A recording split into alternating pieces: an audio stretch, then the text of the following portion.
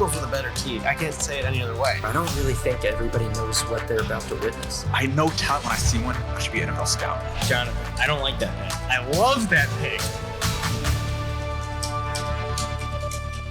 If you guys have ever wondered what's in a legendary Game Blazers pack, I'm opening one right now. My first player is a rare player. Let's see who it is. Zach Charbonnet franchise 1.3. That might be good down the road. I get to keep him. My second player is a legendary player. Who's it going to be? Bijan Robinson 1.3x. Let's go. My third player is an epic player. Christian McCaffrey 1.2x. My fourth player, another epic player. Travis Etienne franchise 1.3x. My next player is a rare player. Stephon Diggs franchise 1.1x. And my last is a wild card. Who do I get to boost? I get to boost a 1.2x. This is the best pack I've ever opened. Holy shit, they don't mess around. They do not mess around. What is up, everybody? Welcome back to the Dorm Debate podcast. And it feels good to be back. You can see my background's changed. I'm back home, actually, in Syracuse. But we haven't had a Zoom podcast in quite a while, honestly, since we went on our trip to Kansas City, which we had an amazing trip. It was awesome. We saw one of the most memorable offsides calls of my entire life. Yep. To witness that in person was both amazing and gut-wrenching. It was like we had witnessed the best play of all time, but it'll never count. Mm-hmm. So it was like, it was bittersweet. What did you guys think of the trip of Arrowhead? We took a tour the day before. I mean, it was pretty awesome, right? The food was great. We had great barbecue. That was like the highlight. Oh, it was amazing. Yeah. The barbecue was excellent. I missed that. I took a picture of it. It was great. I look at it every day to keep me happy. I missed that barbecue. But no, that was a great trip. I enjoyed being in Arrowhead Stadium and, just being part of the tradition that they have. The crowd was so loud, which was amazing. Like every single play, everybody was standing up. Like everybody's into it. Mm-hmm. That was definitely amazing compared to the previous couple games we went to. The Giants and Cowboys. I mean, yeah, Giants fans weren't too fond of standing up for like a struggling team at the time. And Chargers at the Chargers time and, we're still struggling. I mean, last year you guys were on fire. Yeah, true. But yeah, no, Chargers and Dolphins. We thought that would be a really good game. It was pretty good. But it was pretty good. The crowd again, it's a different vibe. The crowd was I agree.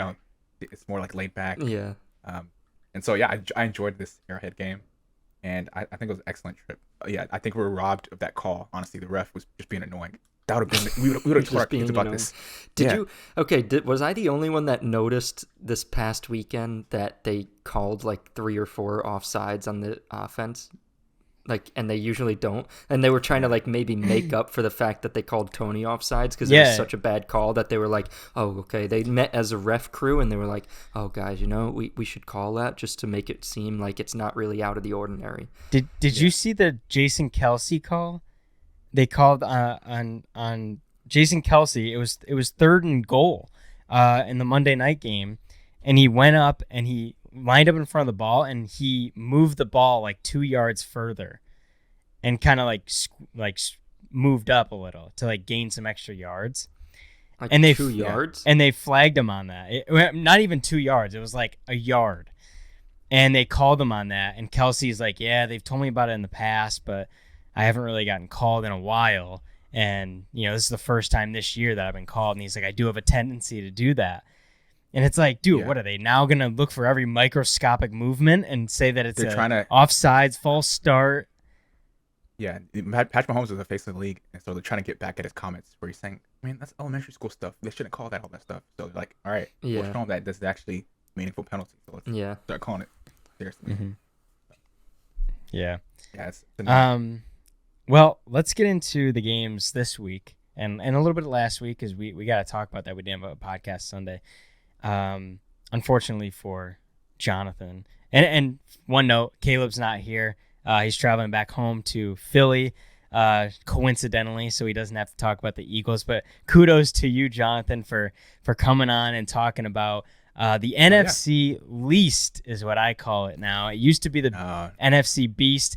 It is now the NFC least after last week, where the Cowboys and Eagles fall. And let's talk about the Cowboys. Cowboys lose in Buffalo 31-10. To the Buffalo Bills. Well, the team that Jonathan hates the most. You hate them, and they beat. Honestly, people were looking forward to this game, but honestly, I wasn't. And let me tell you why. Why? The Cowboys clinched the playoff berth last week. They don't care about this game. The Bills are trying to vie for a playoff position, so they needed this. Wait. They had to win this. You're saying the Cowboys don't want to win the division? It's not that big of a deal to them. They already made the playoffs. What? They're going to go up and play. Home field advantage isn't a big deal. They just went to Buffalo and got embarrassed. No, they didn't. They weren't too concerned about this game. Buffalo Bills really wanted this win. They're trying to get in the playoffs. That's embarrassing if they don't make it. And so yeah, they pulled out all their cards for this. The Cowboys, we already clinched playoffs last week. We're kind of chilling. You feel me? And so even if they did lose this game and they're one game behind, I mean, they could still catch up, right? Have you seen? No, you're gonna lose the division. Yeah, have you seen your record away from home compared to that's at the home? thing. You really need the division because in the playoffs, for you to get to that NFC Championship game, you need home field advantage. You don't need that. There's some people that are successful. No, they don't. Cowboys need it. Cowboys specifically. Yeah, you specifically. No. Nobody else does. Cowboys doesn't know. They don't need it. They don't need it. This game, yes. There's some games you circle in the season. They're like, okay, you may lose. You don't expect to lose and stuff. We don't care too much. This game, like we're in the playoffs. We didn't care too much. Yes, it would have been nice to give everybody a show, but home field advantage, that's a nice to have. That's not a must have for the Cowboys. This Cowboys team. I disagree. I think this is the only team in the NFL that it actually matters for. No. Yeah, it literally is. Your only losses are away. You crush everyone at home. But the scenario right now, you guys are overthinking it. It's a coincidence. You're underthinking this. I don't understand. Are you concerned at all? Like I'm freaking out for Are you. you not seeing what we're seeing? Not at all. It's a coincidence. Believe me, it's a coincidence. And so yeah, I mean the Eagles ended up losing as well. But like this is not. It's just funny how people were just overhyping the Bills and just praising the Bills. Oh, the Cowboys like no, we already made the playoffs. We're chilling. You know how much effort it takes to execute every single play every week. Like it's so exhausting towards the end of the season. They're trying to chill a little bit before the playoffs start. That's when the real docs come out. Hold on. So you're 10-4. You have 3 games left. Yes. Yep. Yeah, you're already clinched. So why play your starters in the next 3 games? I mean, we just want to make sure we maintain what we have and make sure. But you're not going to try, right? I mean, it's good to make sure everybody's still in football shape, is conditioned well, and all that. That's helpful.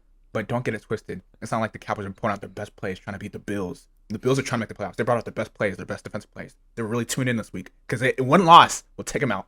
One loss. Okay, but you play. Okay, so this week you play at the Dolphins, then home against the Lions, and then against the Commanders. So, do you think you should try? Like, would you, if you were the head coach, would you want to try for those 3? Yeah. You try to win a couple of those teams. I mean, because honestly, I think we don't expect the Eagles to be losing, like this back to back, right? And so, yeah, you want to see if you can win the division. That'll be great. Yeah. So yeah, I want to add now to at this point, but before I don't say they care too much. But yeah. Now you try. The scenarios right now, because at this point in time, the Cowboys have the first in the NFC East. Thank you. So you have home field, but there are a lot of scenarios that happen with this. So Jared, do you know the scenarios? Yeah. I have it up as well. Okay, good. You can double check with me. Okay, I'll double check as you go through. So in simplest terms, if the Eagles win out and the Cowboys win out, the Eagles take it. Because everything not everything will be tied because it'll go down to the strength of schedule. Oh, okay. So for the audience listening, the first thing that happens, Cowboys have the tiebreaker right this minute because they have a better divisional record. But the Eagles still play the Giants twice, and Cowboys have 1 game against a divisional opponent, Commanders. So let's say both teams win out. Then they'll have the same record, 13-4. Now, then it'll go to division record. They have the same. So then it's going to go to the head-to-head matchups. Well, they split it 1-1. Then it's going to go to the record against common opponents, which are Patriots, Rams, Jets, Dolphins, Bills, 49ers, Seahawks, Cardinals. They both have the same record against those teams if the Cowboys beat the Dolphins this week. If the Cowboys lose to the Dolphins this week, Eagles have the division. It's over. So you guys, the only chance for you guys to win the division is if you beat the Dolphins this week. So then let's just say you do beat the Dolphins. You both 13-4. Now you'll have the same record against common opponents. Next it goes to is conference wins and losses, which you'll have the exact same. So then the next one is strength of victory. Okay. So how they do that is when the Cowboys played each of their opponents, what was their opponent's record coming into that game? And they do the same thing for the Eagles. And I honestly don't know who would have that at that point. The article that I looked at said it greatly favors the Eagles because going into the season they had the number one strength of schedule. Okay. So their early matchups are going to be weighed more. So it said the Cowboys had the number 4 strength of schedule going into this season. So it's still to be determined. But they said if Eagles and Cowboys win out, it favors Eagles being first in the NFC East. So the Cowboys still have motives to keep winning because if you win, you get home field advantage. Yeah. If you lose, you don't have home field advantage the whole playoffs unless crazy things happen with the wild cards. So Cowboys still should win to do it. The Eagles should win out. They should. No, they will, dude. They're playing the Giants twice and the Cardinals. Okay, you never know. They've been struggling a little bit. I will say the Cardinals one's going to scare me. I guarantee that's going to go down to the wire. Yeah, but the thing is, it could, but the Cowboys have a much bigger chance to lose at Dolphins. Oh, true. And then home against Lions, and then Commanders. That's easy because you guys are at home against the Lions. But this week against the Dolphins, that's the big game. You got to win that in Miami. Yeah, for the Cowboys, it's bad because you lose against the Bills, then you go and you play the Dolphins, and then you play the Lions. Those are arguably three playoff teams. And the Lions are a division leader. Dolphins are a division leader. So it's just a tough stretch right before the playoffs. The Eagles are like playing their worst ball of their life, and they're like, "Oh, thank God!" They get 3 cake games. Yeah, 3 cakewalks. So it fits for them. But you'd rather have what? You'd rather have the Cowboys scenario right now. Yeah, exactly. Towards the end of the season, you'd rather be playing your best and have the I agree. This competition. That'll prepare you for the playoffs. The Eagles aren't ready for the playoffs. They're scared. They hope. But the Eagles had their test in the last 5 weeks, so they but they're worn out. Gauntlet. This is the Cowboys gauntlet now towards the end of the season. So maybe it's good for the Eagles to recoup. Because the Eagles had those 5 tough games. They have these 3 to kind of reset and look back and be like, okay, that's how that went. Now let's go to the playoffs and adjust. But they don't have. But that's the issue. They don't have any confidence heading to the playoffs. They don't have any confidence. Well, that's what the next 3 games will be. That's not going to give them confidence against the Cardinals and the Giants. Are you kidding me? Oh, that's not easy to beat any team in the NFL. Tommy Cutlets? You think it's easy to beat them? They need a confident win against a really good team. If the Cowboys beat the Dolphins, imagine that means we can go up against anybody basically because the Dolphins. Honestly, okay, Jonathan, I think you're right about this. If the Cowboys end up beating Dolphins, Lions, and Commanders. If you do win the next 3 games and the Eagles win the next 3 games, I'd say Cowboys have the upper hand. They're playing better because they beat better teams. So yeah, you're right. They do have a better opportunity to gain more momentum. Yeah, let's talk about how Jonathan, weeks of you saying this offense can't be stopped, and all you can say is that they weren't trying.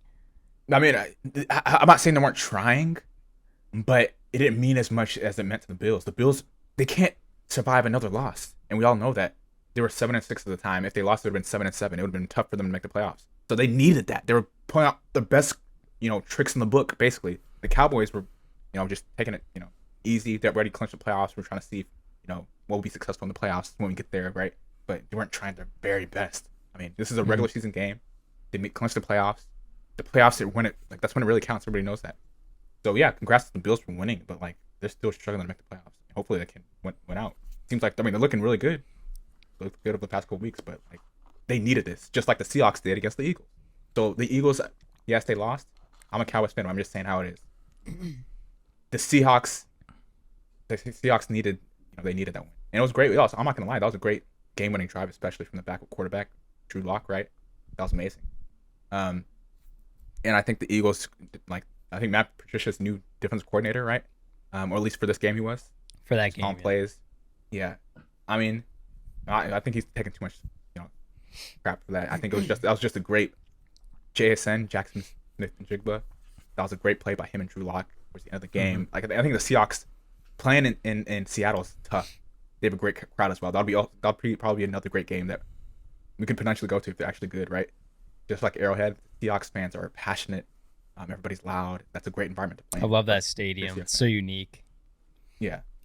So yeah, I don't think it's a big deal that the Eagles lost last minute to the Seahawks. Let's touch on the Eagles a little bit because, John, I want to ask you.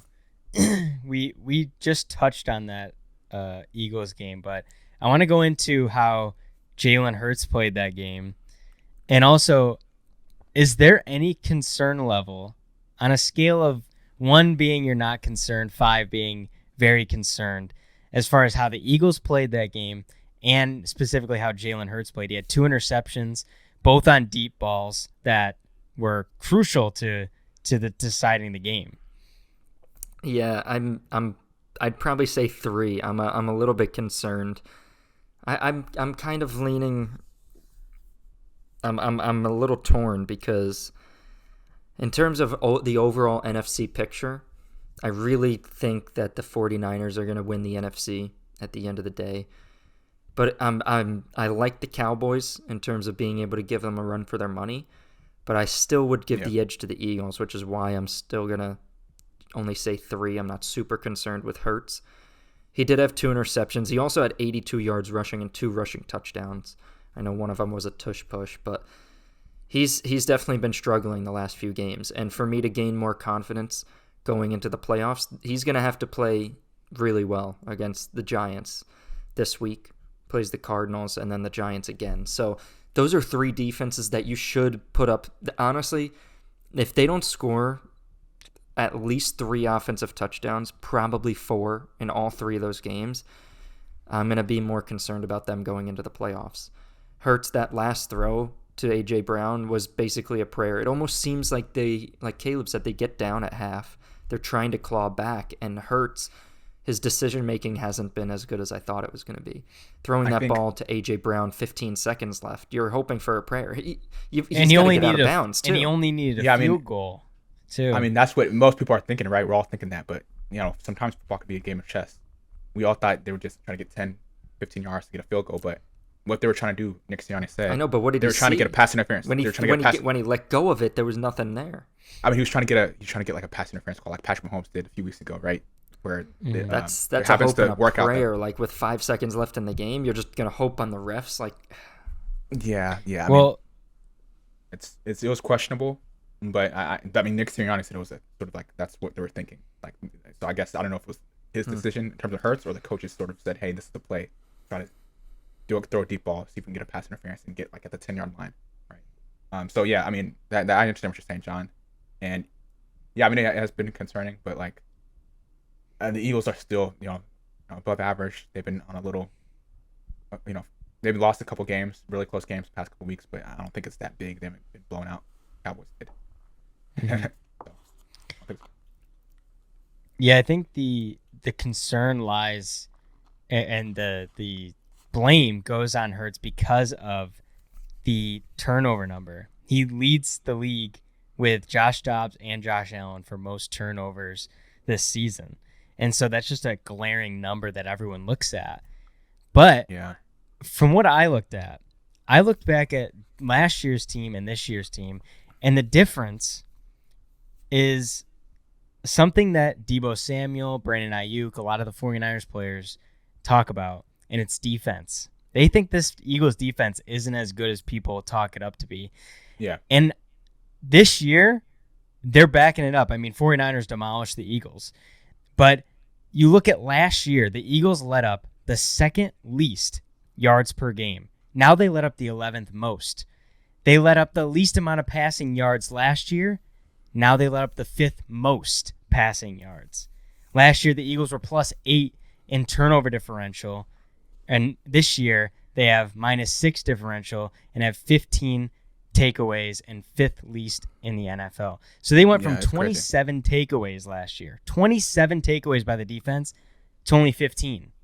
It's crazy. And yes, You go. Yeah, I'm saying it's crazy because we thought the defense would improve after that draft. They drafted all those Georgia players and everything past draft. The defense was really good last year, and we they'd be even better this year. But they've been struggling for some reason.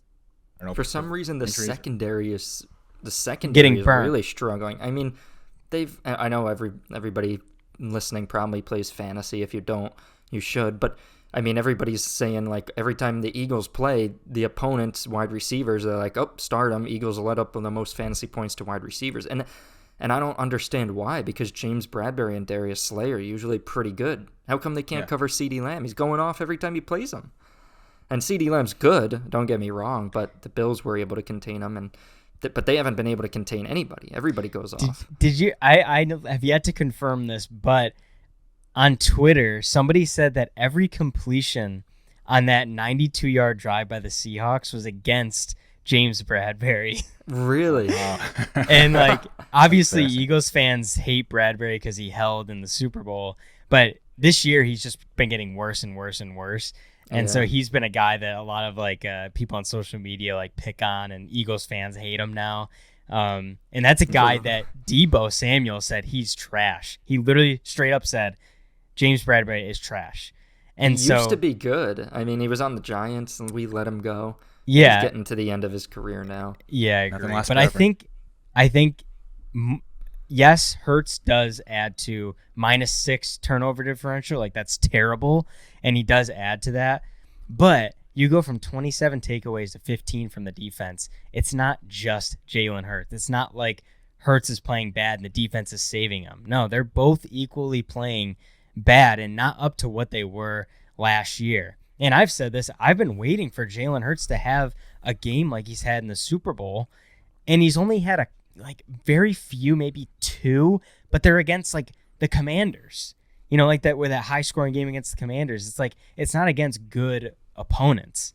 You know, I thought after that Super Bowl that Hurts would be having those types of games more frequently, and it just hasn't happened. So this is what I think. Going off that point, they play the Giants this week on Christmas. Since a lot of people are going to be watching the game, I think the Giants will play pretty well. Then they play the Cardinals. I expect and I hope, and if they want to go far in the playoffs and get back on track, they should score 30-plus points on the Cardinals and hold them to less than 20. So they should win by at least 10. Then, the last week of the season, they play the Giants.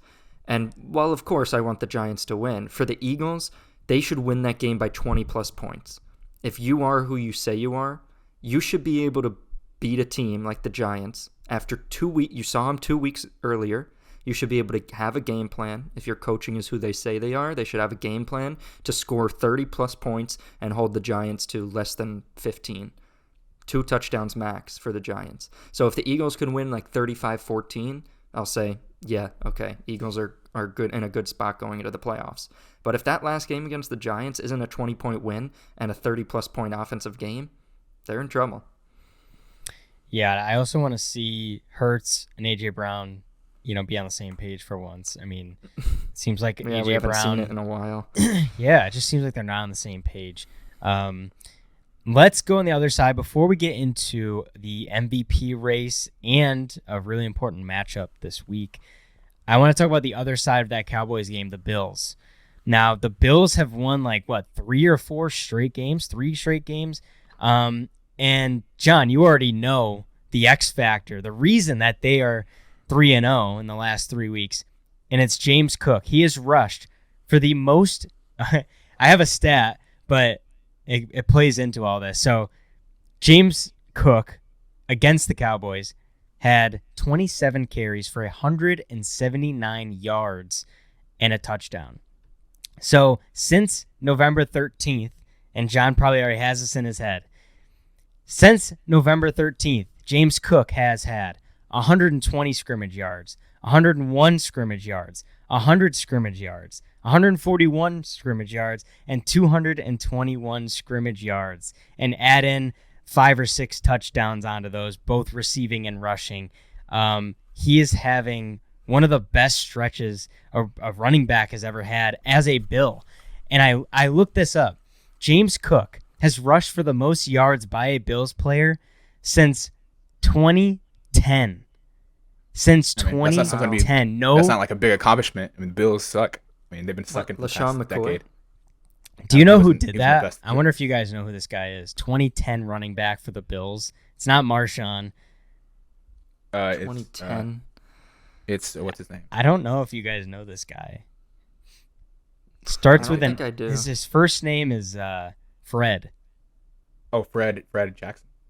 Fred Jackson. Oh yeah. Fred Jackson was the last player to rush for just as much as James Cook. Wow. So, look, what have we said the past 3-4 years that Josh Allen's been there, and we've looked at this offense doesn't have and any said, help. man, He doesn't no, have any yeah, help. exactly. And get this, Josh Allen threw 7 completions the whole game. And he got the That's game ball. never happened. That Whoa. was bullcrap. He got the game ball. Did Why he? they give him the Why? game? Who gave him that? Sean Didn't McDermott. go to James Cook? Yeah, that's what it was like. Why didn't it go to James Cook? Why did Allen get the game ball? That's annoying. Who made that decision? Oh, no that, idea. Bad coaching decision. you're gonna lose James Cook. Now he's Yeah. gonna get 0. But yeah, so I wanna kind of dive into that because I honestly cannot think of a game except for the Bills versus Patriots, and I think he probably Josh Allen threw for more completions. But remember that snow game? I think it was in the playoffs. The super, super cold game. Yeah, I think he threw for more than 7 completions that game. So even in a blizzard, it's still like he threw for more. In this game, he didn't. He just relaxed and handed the ball off. We've never seen that. So that is going to be a thing where if Josh Allen doesn't feel like he needs to do a lot and the game is not all on his shoulders, I think his turnovers go down. He had no turnovers this game. And I think he runs it less. He's playing more comfortable. We even saw in the Chiefs game, surprisingly enough, for how much he ran the ball, or like scrambled around, didn't run the ball once, didn't have one carry. So Wow. he's scrambling around, but also keeping his eyes down the field. And I think for a younger Josh Allen, he would be, oh, I got to do this myself and just take it and run, and take it and run. That's where he fumbles, takes turnovers, forces windows, gets intercepted. This is going to be very interesting to see as we go forward with the Bills. They have at Chargers, easy game, Patriots, easy game, and then at Dolphins. Still to be determined if the Dolphins will have their starters in. But I hope that the Dolphins do, because I want to see them against good competition. I want to see James Cook against a good defense and see how he performs and see how Josh Allen performs, see how this game plan comes together, because this is a first in the Josh Allen era. He has a running back that is dynamic. He can catch the ball. He can run the ball. And he's one of the best in Bills history to do it. I mean, this stretch, I mean, if I went back even further in the history, I think you'd find that he has the most scrimmage yards of any Bills running back, for the last decade. So it's uncharted territory for the Bills, and I'm really excited to see if this can unlock that full potential of this Bills offense. I don't know about you, John. I'm feeling pretty excited about the Bills, even though I got my hat on. I swear I'm not biased. I swear. Yeah, no, I'm excited as well. And a lot of people, throw hate at the Bills because they're super inconsistent and people don't trust Josh Allen. I know Jonathan's sitting there agreeing with everybody like that. But to be honest, I feel, and I think a lot of people feel this year, that somebody that's going to come out of the AFC and go to the Super Bowl from the AFC is going to be a team that gets hot going into the playoffs. And the Bills they could be that team this year. I mean, they already beat the Chiefs. They beat the Cowboys. They play Chargers, Patriots, and Dolphins. And those are teams that they can beat and have a good run going into the playoffs, gaining momentum. Like you said, James Cook, 100-plus scrimmage yards every game since they changed their offensive coordinator. I think people should be scared of this Bills team, and I know they're inconsistent. Josh Allen makes mistakes and stuff, but if they have a good stretch like they are now, they could go into the playoffs hot, and they could win the AFC, I think. Yeah, not a chance. That's nice wishful thinking, John. But again, they've played their hearts out these past couple weeks. Don't get me wrong. And yes, they may have found something in James Cook, but consistency is a mark of a champion. That's who the Super Bowl winners are, who can stay consistent the longest. And the Bills have shown us time and time again they can't do that. Yes, they'll have good stretches like this. They had good stretches the past couple years all the time. But at the end of the day, they're going to find a way to lose and not win the big game in the playoff. And that's what's going to happen. Same old story, just different year. The Bills are always going to be the Bills. And so, yeah, enjoy the regular season. Enjoy these performances. They're going to have great performances like this when the other team doesn't need it, like the Cowboys. We didn't need that win. Good job. Congrats, Bills. Good job on that win that was, wasn't really meaningful to the Cowboys.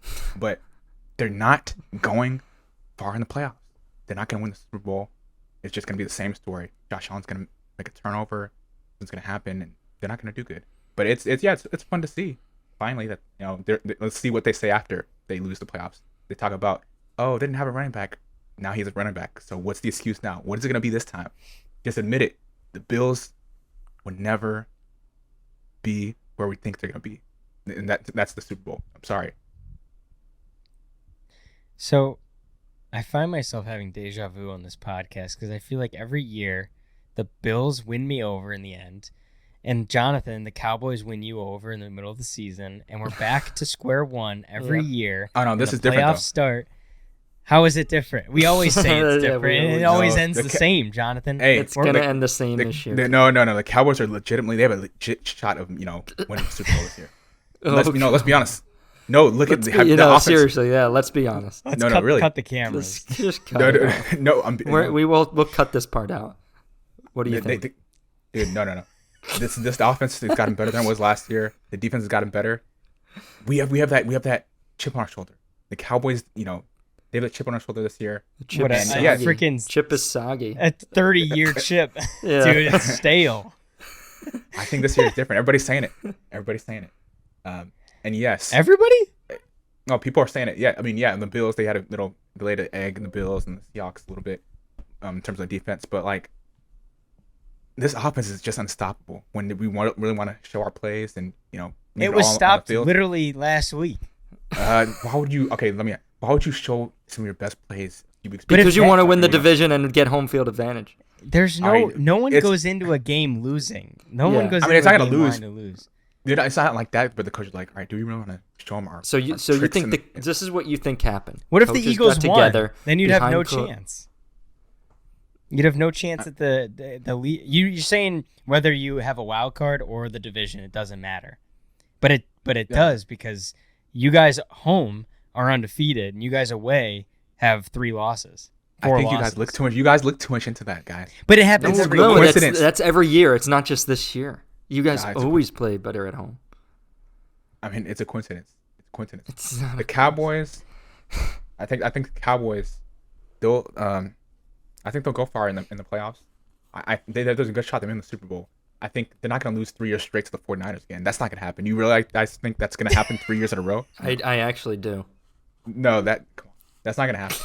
I think the Cowboys have been preparing all offseason for this. They have the pieces ready to beat the 49ers. Yes, we lost to the Bills, but guys, also I was going to say, football is a game of matchups.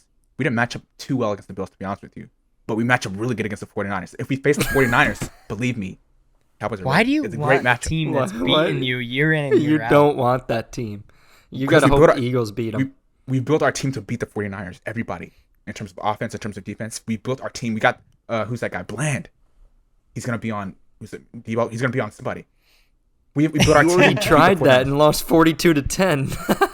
That was the beginning of the season. We're still seeing, what's out there. Now we have a fully functioning team, offense and defense.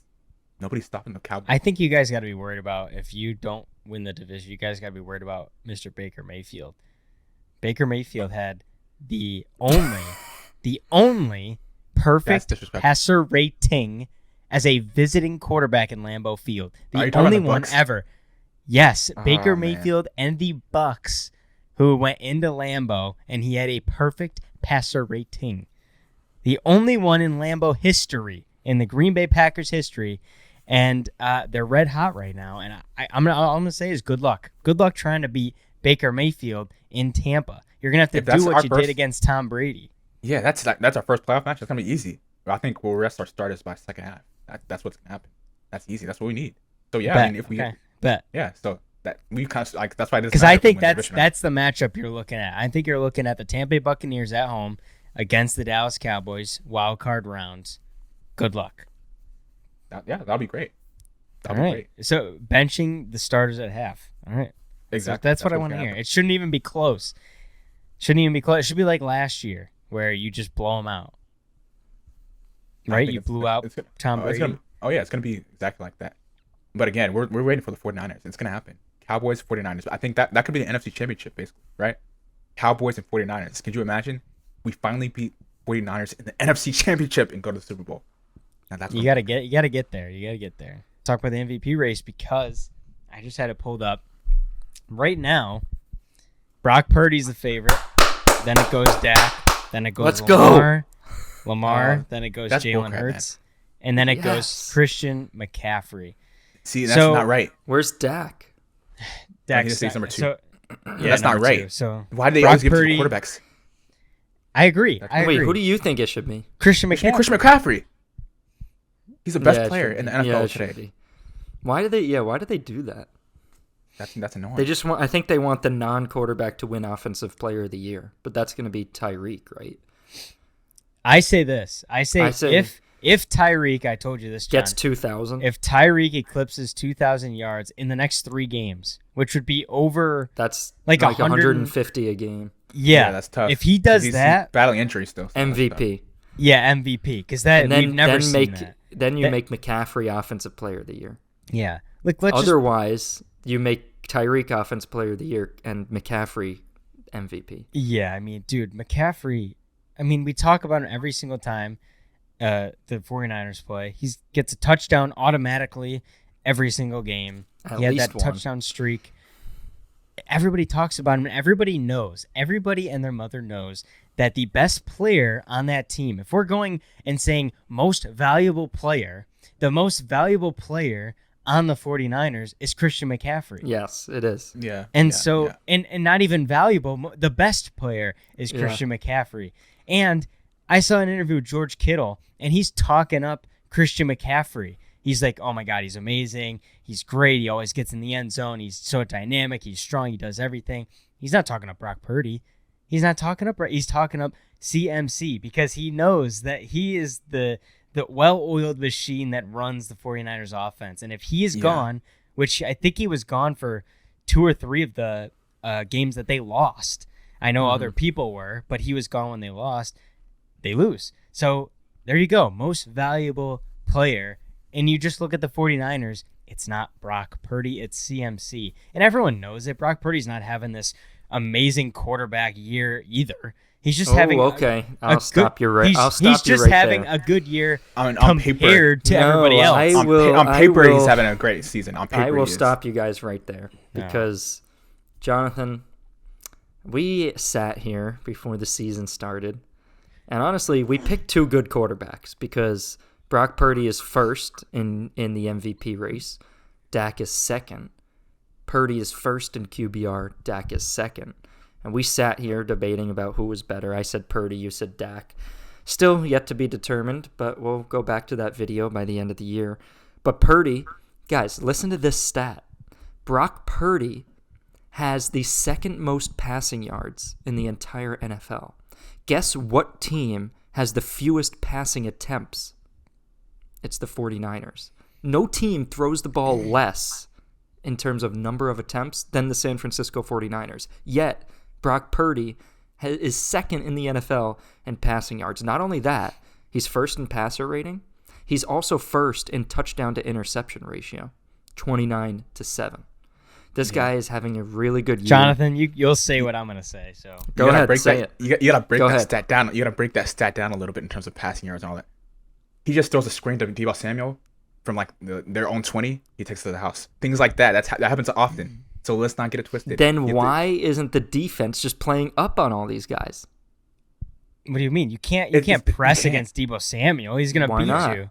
He's not that fast. He's just a tackle breaker. He's not like going to sprint by you. You saw him against the Eagles. He had that 50-yard touchdown. He was because nobody was up on him. You guys let these screen passes go. Don't stop letting him get short passes. Play up to the line. And you know that IU catches it over the middle and runs for a touchdown. Then why you let him go over the middle? You got to You're saying if this offense is as predictable as you're saying it is, why can't any defensive coordinator in the NFL stop it? I'm not saying it's predictable. Purdy has to be I'm something. not saying it's predictable. I'm saying the passing yards is not Purdy throwing all those yards. a catch Okay. at Yeah, like but the the thing is- freaking 2-yard Yeah, line. but you know just as well as I do that in Madden, yeah, they put it right on the guy. It's perfect throw. But in reality, Jonathan, you know this. You played football. If you're a receiver, it matters. Even if you run a great route, it matters where your quarterback puts the ball. If he puts it on your back hip, are you going to have momentum to go around and beat a guy? No, you already beat a guy. You need that ball in the perfect spot so you don't break stride. And yeah, we could talk about, oh, Purdy's just throwing these simple passes. Simple passes, if he's putting it in the right spot, are going to allow the player to go around the edge and beat a guy and go to the end zone. Yeah, I wouldn't call it just simple passes. I think, Kyle Shanahan is a great coach. He's a great offensive mind. And so it's easier for him to be successful in this system, right? If you have a great system and you have an open Yes, guy and stuff, I easy to agree throw. with that. So yeah, he's going to make far passes and stuff and do the plays the coaches tell him to do. But in this system, it's easy to be successful because you probably have more wider open receivers because of the great offensive mind and Kyle Shanahan. So I think this has to do with Kyle Shanahan, and it has to do with Christian McCaffrey opening allowing the passing game to open up more, right? Because people have to keep an eye on Christian McCaffrey. He's the best player on the field, but at the same time, there's a lot of opportunity for Debo to be successful, a lot of opportunity for Ayuk and Kittle to be successful, and so it's just a dominant offense on all grounds. And I wouldn't say Brock Purdy deserves credit for that. That's what we're saying. Yes, on paper his stats look good, but you look beyond that. Kyle Shanahan. The only thing I'm saying is that no other quarterback with these players, namely Garoppolo, was able to put up these numbers. Even when Garoppolo had these players, we never. Who's the running back? Oh, well, Elijah Mitchell. He was on. But He the- did. Guy's he MVP did make- caliber running back. The thing is, Garoppolo we never talked about in any top 10 category of anything.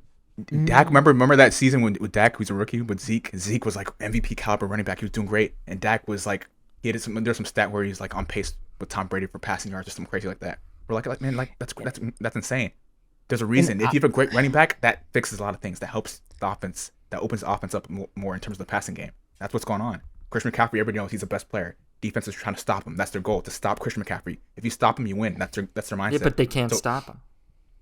Yeah, they can't stop him. He's just it's a dominant offense. Like there's no way. Yeah, I get that. I can't imagine anybody stopping this offense. Really. I'll admit. Who do you that, think? But who do you? Okay, let me just ask you both this: if Purdy is who you're saying he is, who do you think right now, this minute, is the best quarterback in the league? Not like overall, like obviously Mahomes, but like who's having the best season? Well, if you're saying Purdy, it's easy and stuff because it's not Mahomes. Josh Allen has made a lot of mistakes. Hurts hasn't been playing well. Who's the best quarterback this? Yeah, it is a bad year. But then who would you? If it's not Purdy, because I think it's Purdy. It would And have if you to don't be. think It would is, have who to would- be Dak. It would have to be Yeah, Dak. Dak.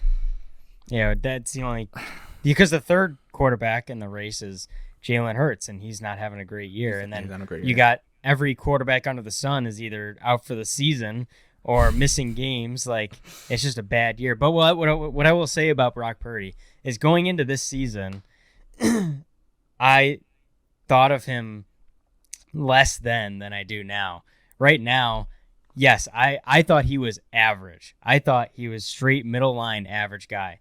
After watching him through all these games, I do think he's we moved him up to franchise. So I think he's a franchise guy. above average. That's it. Yeah, above average. So Half the guys in the league right now are backups. Top 15. Oh no, not considering starters. Oh. Like not right now, but I mean like considering everybody has their starter. I think he's top 15. Okay, let me ask you But this. what I will say this one thing is that if Brock Purdy had won the games without his players, I would have more of a respect and a me too. higher respect for Brock Purdy and his game. But the fact that the 3 games that his best players are out, he loses, doesn't seem like a coincidence to me. Good point. Good point. And that's what's so tough is we've never seen this offense with anybody else. We've seen this 49ers team with different quarterbacks, like Jimmy Garoppolo. They make the Super Bowl. They made the Super Bowl with Jimmy Garoppolo. They made the NFC Championship but they never with Jimmy won it. G. Never won it. Brock Purdy hasn't won. Brock Purdy hasn't won it yet. He's gonna win it. Don't worry. So it's like, and even if he did, it's like, Dude, it's Brock Purdy. It's like Joe Flacco winning the Super Bowl. It's Okay, like, let me ask like. you. Let me ask you this: who's better, Baker Mayfield or Brock Purdy? Oh, Brock Purdy. Brock Purdy. Okay, Brock Purdy. Who's better, Brock Purdy. Derek Carr or Brock Purdy? Brock Purdy. Brock Purdy. Okay, Geno Smith or Brock Purdy? Brock Purdy. Oh, okay. C.J. Stroud or Brock Purdy? Stroud. Brock Purdy.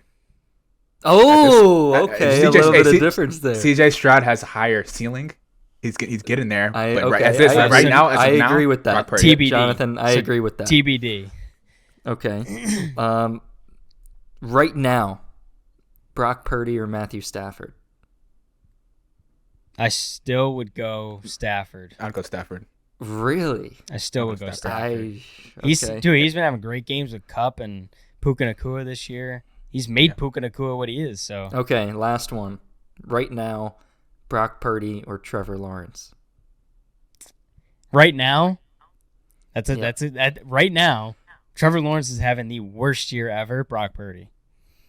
I mean, Trevor Lawrence But has some ceiling, and from what I've seen with Trevor Lawrence, I would say Trevor Lawrence for the future. But Brock Purdy, right now, statistically, you can't argue that against how bad Trevor Lawrence has been recently. I would say Trevor Lawrence has been struggling with injury a little bit, right? I'd still say Trevor Lawrence. Okay. Oh if Trevor Lawrence was on the 49ers, believe me, I don't know. Well, if that's a question, I take everybody in the 49ers offense, obviously. Yeah. I'm very surprised that you both said Stafford over Purdy, but okay, we can move on. We got to move on to lock it upset, right? Yeah, I'm not a big Stafford guy, but I mean, if you make Puka Nacua have one of the top 5 fantasy players in the league by yourself, and Brock Purdy doesn't elevate anybody, I mean, I'm gonna take Stafford. But let's move on to lock and upset. So the rankings. Unfortunately, Caleb's not here, so we'll have to get his picks after the pod. But you can catch them on Instagram at Dorm Debate Podcast. The rankings are as follows: John went 1-1. He is 18-8. Caleb went 1-1. He is 18-8. So a tie for first. Jonathan is 1-1, and he is 13-13, just a clean even. And then I went 1-1 as well for 11-15 on the year. So I'm going to pick first yet again. My first pick is a team that we talked about on the pod. I'm taking the Bills over my Chargers plus 10.5. Pretty plain and simple. The Chargers are bad, and that's my reasoning. That was the easiest Good one. reasoning. I was going to do that. Yeah, That's good an easy reasoning. game. Yeah. So for my lock this week, that was dang it. That was a good one.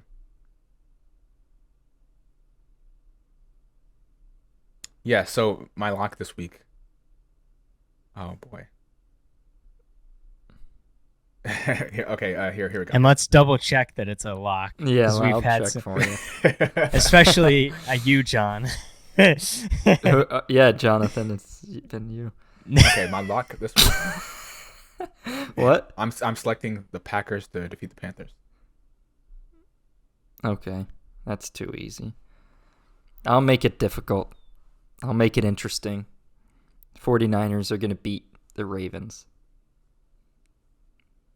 Monday Night Football on Christmas.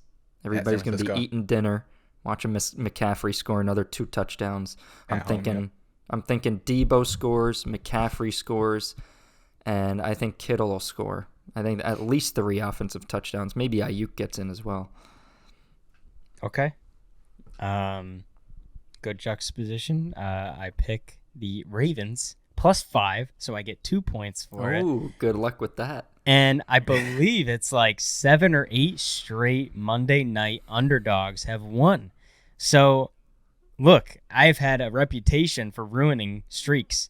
So, if I have a lot of power right now, I'm going to test it and see if I can break the 7, 8, 9 weeks straight weeks of an underdog winning on Monday Night Football. So, Ravens plus 5, give me those 2 points over the 49ers. Okay. I'm picking the Cowboys to upset the Dolphins. Oh, okay. This is it. You need it. I need it. And they are upsets. Can we confirm? Yes, they are underdogs. Okay. And wow. Okay, John. So well, I'm intrigued. I can't believe you Let's left see. me with this one. Let's see it. I'm gonna get 2 points for this because what's the cutoff? 4. I think it was. I thought it was 5. I thought it was 4. Was it 4? Yeah, I thought it was 4. Anyway, we could go back and check the rules later. I'll give it to you. Frick it. I'll give it to you. Was it plus 4.5? No, it's just 4 exact. That's tough. I would give you 4.5, but. Oh, come on. I'd give you 4.5. I would maybe check another site. Yeah, exactly. I'll screenshot a different site. No, I'm surprised neither of you picked this one because I think this is one of the easier ones. I'm going to take the Arizona Cardinals to defeat the Chicago Bears in Chicago. They're 4-point underdogs. I think Kyler will go in there. James Conner, I think, will have a big day. I think they're going to beat the Bears for their 4th win. Since it's Christmas week, this next upcoming week, why don't we make this interesting? Whoever wins this leaps to first place. How about this? I knew. No. How about this? If you go 2-0, you have the opportunity to be in first place. How about that? What do you mean the opportunity? What does that mean? This is a Christmas gift. Okay. I'll put your name ahead mine for 10 seconds and then take it off. No. Enough? As a Christmas gift for this lock-in upset, whoever goes 2-0 can be in first place. If multiple people go 2-0, then it'll be the same. If you go 0-2, you got to put the whipped cream on the hand and put it in your face. Jonathan, if you would have done that, maybe I would let you go to first place right now, but I'm not going to let you do that. Oh, man. Anybody who's listening, definitely stay tuned to our YouTube and TikTok for any clips or posts of any games that we played. It was a lot of fun hanging out with you guys at the Airbnb and making some content, Sports Jeopardy, and a lot of different games we played. So look out for some fun content. I'm very close to finishing that. That was the one thing I won, the whipped cream game. I won that, right? Because I didn't have whipped cream on my face. So. Yeah, you lucky. I still have cloudy vision. I don't know. I think that's why Caleb's out today. Couldn't see. I feel bad for him. I was trying to go easy. I really was trying to go easy on Caleb. No, you weren't. Oh, my God. Which stadium is the smallest? That's what you asked. The smallest capacity. No, he asked me that. Yeah, John knows. John knows the largest seat capacity in the NFL. So I was like, okay, if he knows the largest, he probably knows the smallest as well. So I asked him. I was like, hey. Okay, I probably know the 15th one too. Jonathan, what's the largest country? It's China or India. Yeah, probably. That's population, I think. India. Right? Oh yeah, we're going. Maybe it's Russia by land. I don't really know, but would you know the smallest country? No, I probably wouldn't know. But no, like this is the NFL. No. That's a bit of a stretch. There's like there's only 32 NFL teams. I thought John knew it. That was a fair question, I think. Dang it! No, Jonathan, you did not think I knew that. You damn well knew I didn't know. But you asked me a hard one too right before that. I forgot what it was. No, I didn't. What was it? It was easy. You can't even remember. No, because that was like a random question. I just started laughing after you asked me because I was like, okay, just know what I know. So stay tuned. That's one for you.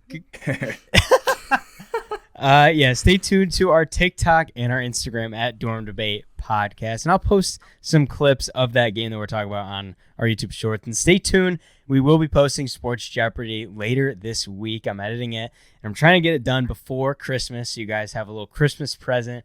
It's basically what it is: Sports Jeopardy with all the boys in Kansas City. I'm dying editing it. It kills me the reactions everybody has.